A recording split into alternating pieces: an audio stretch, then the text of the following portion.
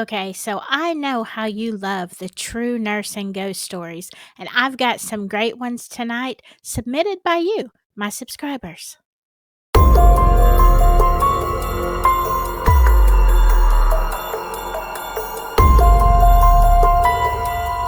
Well, hello, my spooky friends. Yeah, it's just me and Scully tonight. Miss Scullet decided to have a ghouls night out. Yeah, or something like that. Whatever. So Scully's feeling pretty low and under the weather. I mean, I'm filming this on a Saturday night. And so this little ghoul had to stay in with Scully. It's going to be okay. It's just a ghouls night, right? Nothing's going to happen. Just calm down. All right, but I have some great nursing stories to share with you tonight. And Scully, I even think that you'll like these. I think it'll put you in a better mood. So let's get spooky and dive right in. Now, this one was sent in by Lori M. In my 2 decades of healthcare experience, I have encountered my fair share of the unexplainable. You see, I have spent 10 years as a nursing assistant and the last 10 as a registered nurse. In all those years, I've come to realize that every nurse has at least one story that makes the hair on the back of their neck stand up. Girl, ain't that the truth? It is as if healthcare facilities themselves are a living entity filled with whispers from the past and shadows that linger just out of sight. I could write a book on the eerie experiences I have collected over the years, both my own and those shared with me by seasoned colleagues. Same, same. The stories out there are insane. And I tell you what, I never thought about that, Lori, but when you say that the healthcare facilities are like a living entity, they really kind of are, aren't they? And maybe that's why there are so many hauntings and abandoned nursing homes and hospitals and stuff like that. Energy just seems to linger there. Okay, so her first story that she shared is called The Reverend. Let me tell you about a time that changed my life forever. It was back when I was just a greenhorn, fresh out of high school and barely 18. I had signed up to be a nursing assistant at a little skilled nursing facility nestled right in the heart of our sleepy southern town. I thought I was just stepping into a job, but little did I know I was getting ready to dive headfirst into a world of wonder, heartache, and a touch of the supernatural. Now, in that facility, there was a man everyone called the Reverend. He was an old Southern black preacher, a real fire and brimstone type, who had been dealt a rough hand by life. A stroke had left him paralyzed from the neck down, blind as a bat and bound to silence, except for those rare moments when he would stir to life. Oh, that's so sad. I've seen a lot of those. It would be horrible to be like trapped inside of your body, don't you think? But let me tell you, the spirit of that man burned brighter than 1,000 suns. I had the privilege of feeding him during meals, and though he could not see me, I could feel the warmth radiating from his heart. One bright morning, I waltzed into the facility, and what do you know? I heard the Reverend's deep, soulful voice echoing through the halls, singing gospel hymns like he was leading the choir in heaven. It was a sound that would make the hair on your neck stand up. One of the seasoned nurses, a wise old soul who had been around the block a few times, leaned in close and said, "When the Reverend starts to sing, you better pay attention. A resident is fixing to pass." I chuckled a bit, thinking it was just some old wives' tale meant to spook the newcomers. Well, I went about my business, but I could not shake that warning from my mind. Later, I found myself in the Reverend's room, spoon feeding him his lunch. Out of nowhere, he looked up and said, "Ain't those some beautiful flowers?" I glanced around, my heart fluttering in my chest, seeing nothing but plain walls and the usual nursing home fare. "What flowers, Reverend?" I asked, my curiosity piqued.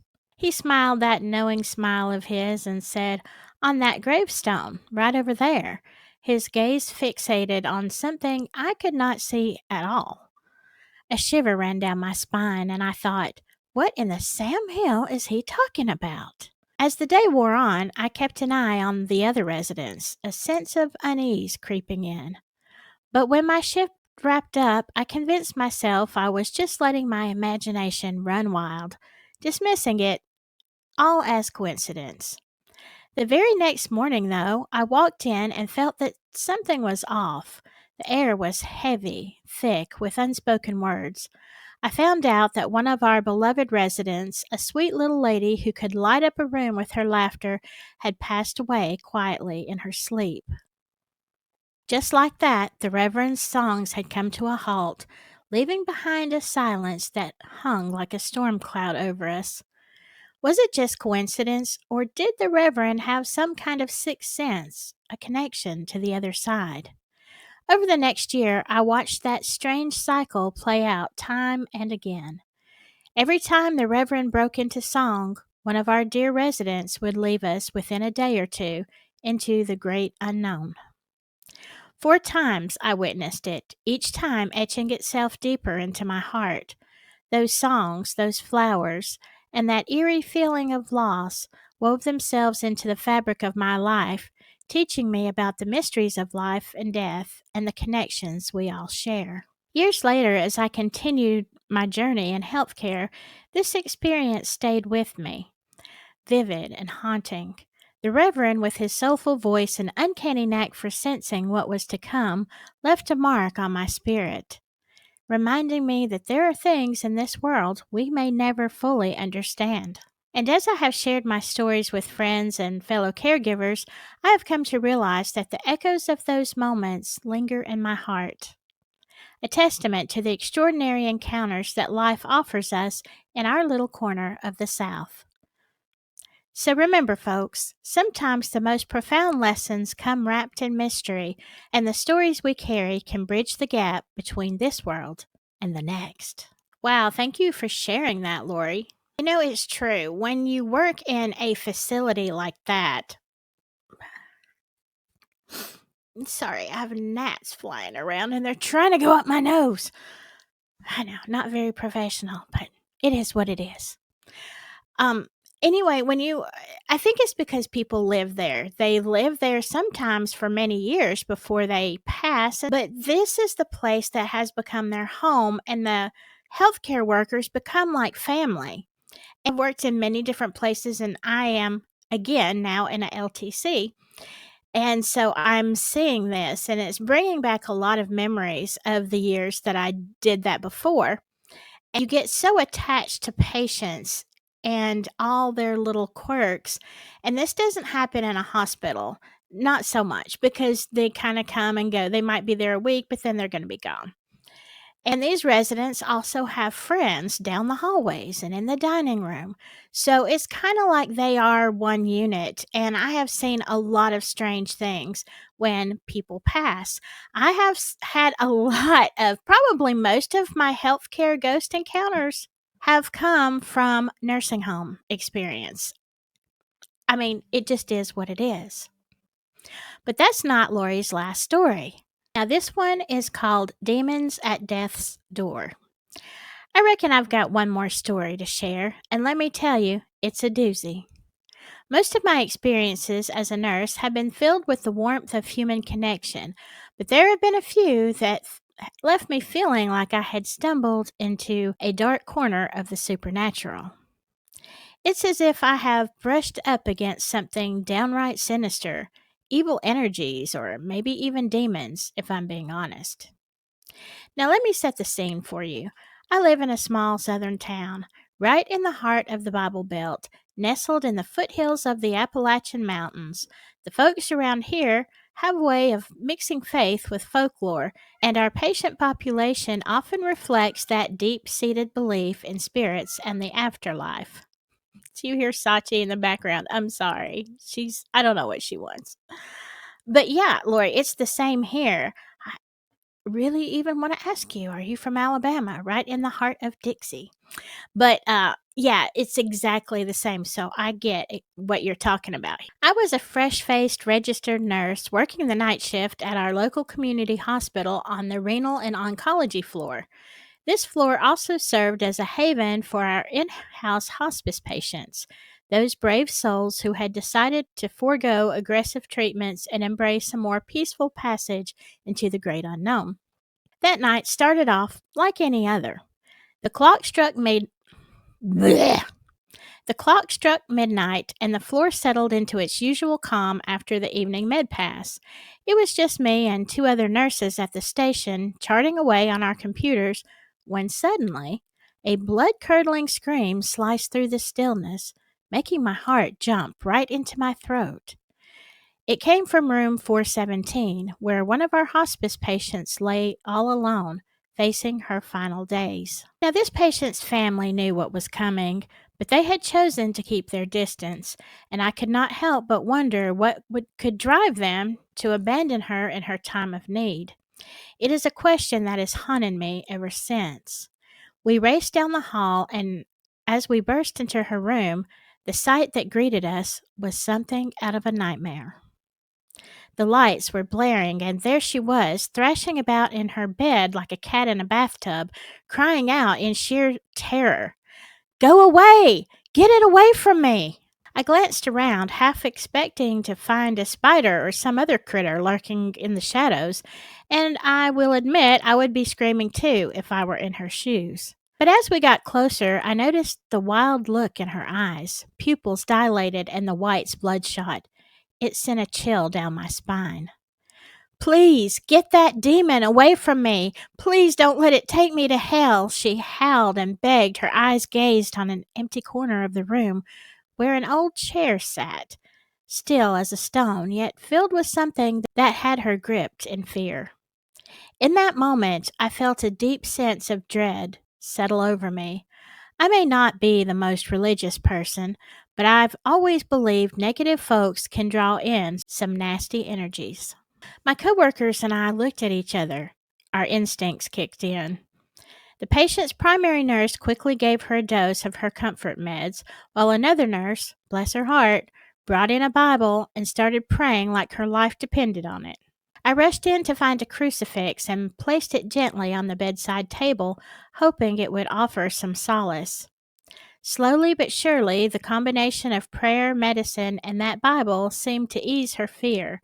She held on to that Bible tight like it was a lifeline, and eventually her screams quieted, replaced by a fragile peace.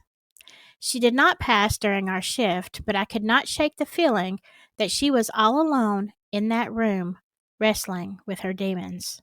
I could not help but think of how many other patients had found comfort in their last moments, surrounded by loved ones and greeted by familiar faces. But for this woman, it was a different story. Her fear was raw, and it hung in the air like a thick fog. Even now, a decade later, that night lingers in my mind like a haunting melody, reminding me that not every spirit that wanders this earth is filled with light.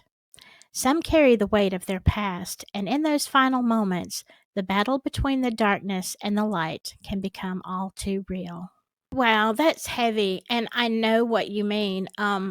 Geez, I've had experiences like that where people were really terrified and have literally grabbed onto me and told me I'm scared, and I could see the fear in their eyes, and you try to comfort, but you really don't know what to do because they are in their final moments, and I certainly hope that this woman was able to make her peace with God and whatever she needed to do.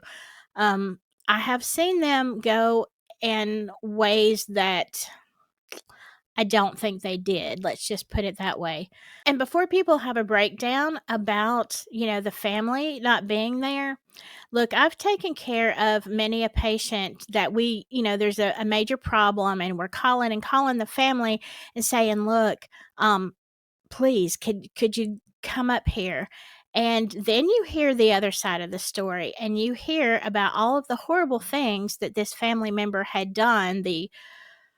I can't even talk about it, but that bad. And they're like, no, I'm not coming up there and I don't care. And part of me does not blame them. Like, people who live that kind of lifestyle and then find themselves in that position, I mean, they only have God to call on, right? It's really, really sad, but it is what it is, okay? Um, yeah, so I'm going to end this right here. Tell me if you are a nurse or healthcare worker of any kind, have you seen this kind of thing? And Lori, I would love to hear some more of your stories. I've got some more nurse ghost stories, but y'all, those are everybody's favorites. So, all of you healthcare workers, please send me an email at avelincottage@gmail or put it down in the comments. I want to hear from you. And so, what do you think, Scully? Did that? Oh, that kind of gave him the shivers. That last story. Yeah, I don't, we don't talk about his past, but sometimes he gets a little unnerved. It'll be okay. And Miss O'Hara will be back soon. I feel sure she'll be back to visit, and it's just a fun night. Sometimes we need that. Right, Scully? All right, we're going to get a cup of hot chocolate. I think that's what we're going to do. Yeah, it's kind of cold this evening. So I will see you later. But in the meantime, whatever you do, stay spooky. Bye bye.